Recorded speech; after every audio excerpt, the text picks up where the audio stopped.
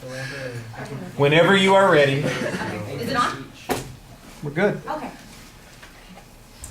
My grandparents have been happily married for 54 years. And today I'd like to tell you a story of how they met.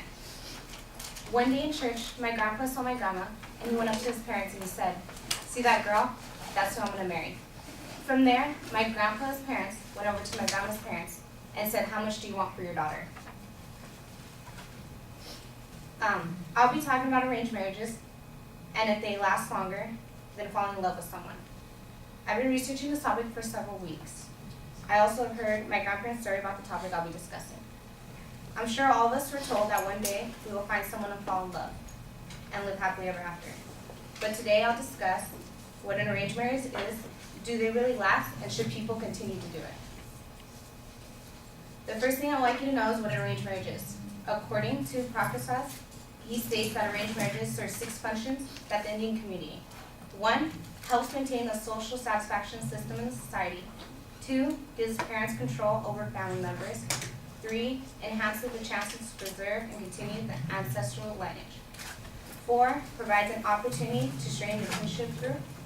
5, allows the consolidation and extension of family property. 6, enables the elders to preserve the principle in the endogamy. Once a female has been asked, selected, the father of the male sends a letter to the prospect's bride's father. If the female's father accepts by letter, then a formal ceremony is held at the female's house, where the father of the groom asks the girl's father, can his daughter marry? A feast and perhaps giving of gifts, depending on the region of the exchange, follow the asking ceremony. Most Muslim arranged marriages are solemnized 48 years after the asking ceremony. So that means they don't get married or see them until 48 years later. They have no idea who the person is. All they know is the name. Once a yes is acknowledged, the Quran is read, which if you guys don't know, the Quran is the Bible, and the father determines the dowry, with 40% being paid and an agreement with the rest being paid on a later date. Now that you have an idea what an arranged marriage is, and if they really last, people who have arranged marriages, their marriages last longer than normal marriages. According to DOTC, Indians who subscribe to arranged marriages have a 1% to a 1.5% divorce rate. As you can see here, yes, most people are still married, but as you can see, a lot of people do get divorced or marry more than once. Right in the States, more are divorced than married. Go ahead. With arranged marriages, people learn to fall in love with the person they're with. Women are not allowed to talk to men. They're not allowed, my grandma would tell me she wasn't even allowed to go outside on her balcony at her own house because it was looked down upon if you were, men were looking at you, men talked to you. She said she wasn't even allowed to answer a man back. Her father was supposed to answer for her. So in the Indian culture, you knew nothing, but so when you got married, you would experience everything for your first time.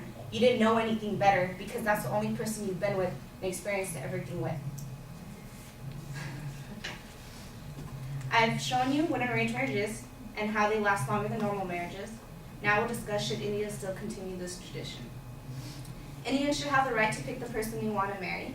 Arranged marriages is still a common practice in India today. In fact, 90% of Indians enter into arranged marriage. Okay. Then as I told you before, the India divorce rate was 1%. You're not divorces were looked down upon. If you got a divorce, your family pretty much disowned you. No one talked to you if you got a divorce because you were a disgrace to the family. Percentage of marriages in India, like I told you before, 90% of people are still doing it. What I found interesting is that in America and other places, people do have arranged marriages still, which I didn't believe. I thought only Indians pretty much did it, but still other people do it because the parents pick who is worth their daughter. They look for money, they look for a job, and everything. Okay, go ahead. Even though it's an effective tradition that results in low divorce rates, they should have the option to pick who they want to spend the rest of their lives with. In conclusion, today I've talked about arranged marriages, if they really last, and if they should continue with this tradition. Thank you. I think this is the part they should.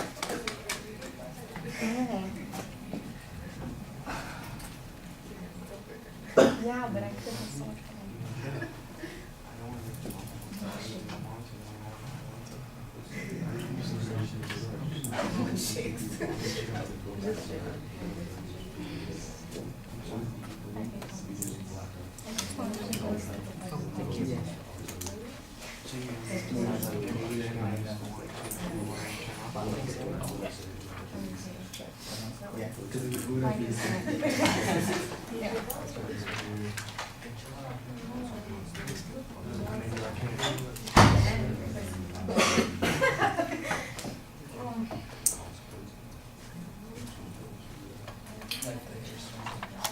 What I'm asking you is, when I go one, two, one off,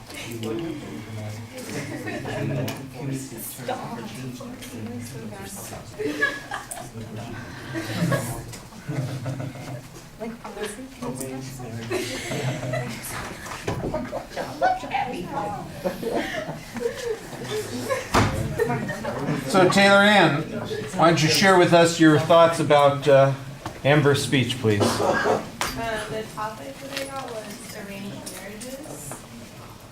Although later on I kind of got confused because I thought maybe she was trying to say that arranged marriages were better than non-arranged marriages. Kind of like saying the statistics of divorce were going lower with arranged marriages. And then I think just two things, when she said like researching it for a while, I feel like that kind of took her personal story, like it took us out of it. I think like since she has that personal relationship with her grandparents, she could have asked or said that, you know, since she knows them, she knows more about it instead of just like I've been researching this so I know about. I think the enticing, like the story was good and it brought us, and then the picture behind it also made it more personal and relatable. When she listed things, like maybe explain more about those, because it just sort of started sounding like numbers and then what was, what they were, not really like the steps involved. And then the only like critique maybe like don't turn your back when she was pointing out things on the board. But overall I thought it was a very informative speech and she did well delivering. Okay. Well, I'll agree with you about 80%. You know, there's about 20, maybe 75, about 25% there that I think is a little bit of an issue for me. But let's start with those things that I agree with you on. I thought you have a great attention device, the story about your grandparents and the picture that you show. That's really effective. I do think you step on it a little bit with the comment that it sounds like it's right off of that stupid outline that's in the... So I've been researching this for a while. Forget all that kind of... The reason I'm talking about it is because I know about it. I have firsthand experience with it. Obviously, you're going to have researched it. I don't think you need to give us that kind of statement in there. So you got a great attention device. Stick with that. Kind of keep that focused.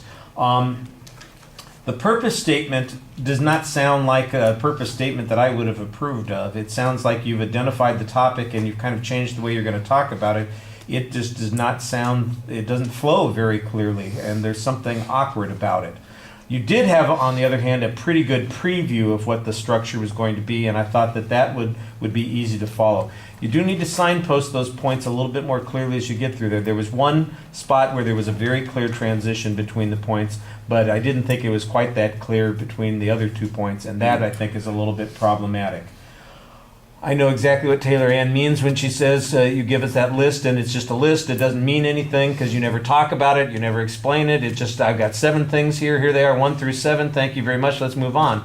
And I'm going, well, how important are any of those kinds of things? What is it that was so valuable to your, to your grandparents' family, your grandfather's family, that they were willing to give it up for, your grandmother? I mean, make it about the subject. You've got a personal story. That's another way to keep us interested in it. As it is, it's just these are some of the reasons that people have for doing these kinds of things, why they continue to be the traditions.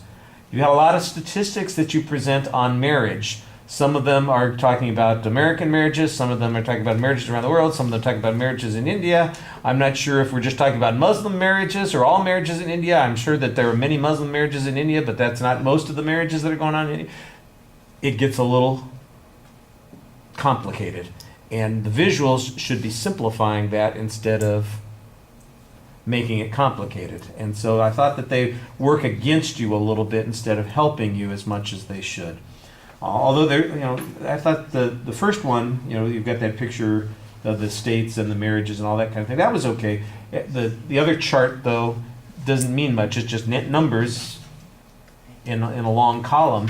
And I think you could pick out 3 of those things that you wanted to make the comparison on, emphasize those numbers, and take out everything else, and it would have been a lot clearer what's going on there.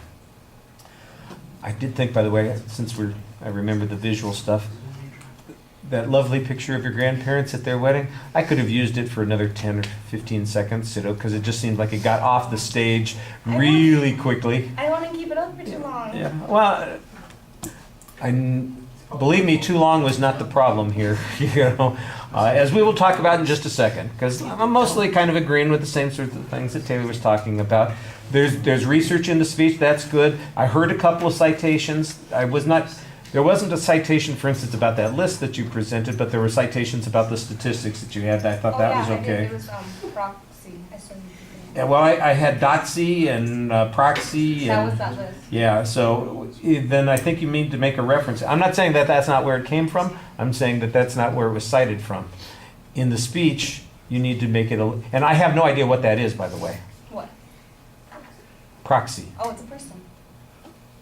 I said he states blah, blah, blah, blah. Who is proxy? He's a person. That doesn't help me. Yeah. Is he a sociologist? Is he the president of India? Is he the imam of the temple that your family worships in? Is he some bum that you met on the street? I don't know. That's why it's not a source citation. That's why it's a little bit problematic. On the visuals, well, we talked about those things for the most part already. The other thing the one thing I'm going to disagree with a little bit with Taylor is I thought that you were rushing through the speech like you were on your way to get a bus. I cannot get through this fast enough, and you need to slow down and talk to us a little bit. It's a lot of reading, and it's a lot of fast reading. There are a couple of places where you stop, and you do talk to us, and you kind of look at the picture and then talk to us, and that's good. I agree with her, though, that sometimes you do turn around and start speaking to the screen. Don't turn around and speak to the screen. Don't look at the notes. Look at us. Tell us your story. Tell us what's interesting about this. You're so focused on getting all this other stuff right, you're forgetting your audience, and that's not what you want to do. The audience is the reason that you're here. It's not the information that you have. That's part of it, but the audience is ultimately what you were trying to connect with, and so you gotta connect with us. And delivery's not a big deal on this issue. It's 5 points out of the 20 that we're looking at, but you don't want to be leaving points on the table when you could be taking them with you. Next time, we're going to have all kinds of issues that we're going to be picking on people about, so you'll just feel like